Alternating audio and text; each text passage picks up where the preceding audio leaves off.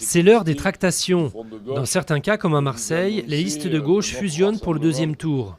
Dans d'autres, comme à Saint-Gilles, le PS se désiste pour faire barrage au Front National. Une stratégie de front républicain que l'UMP de son côté refuse.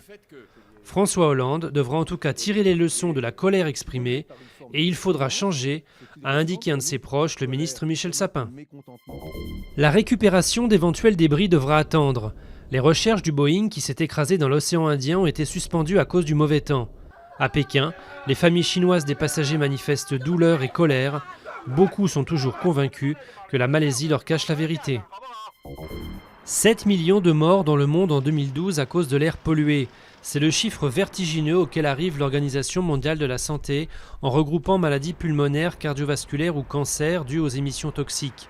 Environ la moitié des décès sont causés par la pollution extérieure, l'autre moitié par les fumées domestiques. Le G7 annule le G8.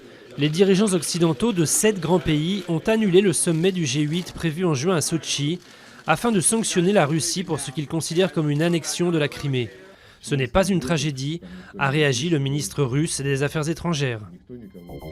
Du théâtre pour oublier la guerre. Dans le désert jordanien, une centaine d'enfants syriens répètent une grande tragédie de Shakespeare, le roi Lear, qui avant de mourir veut diviser son royaume entre ses 3 filles. La Jordanie accueille un demi-million de réfugiés syriens, dont 100 000 vivent dans cet immense camp de Zaatari.